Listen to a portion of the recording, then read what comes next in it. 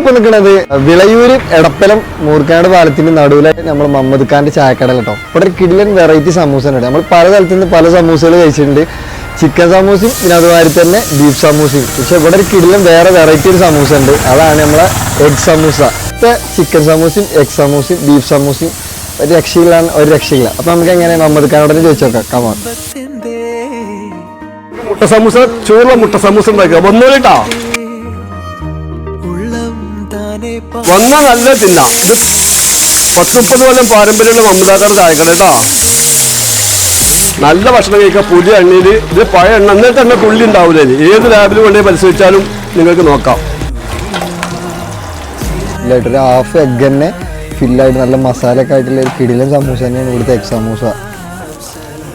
Beef നല്ല fry ആയിട്ട് നല്ല ഫില്ലായിട്ടുള്ള ഒരു ബീഫ് സമൂസ തന്നെയാണ്.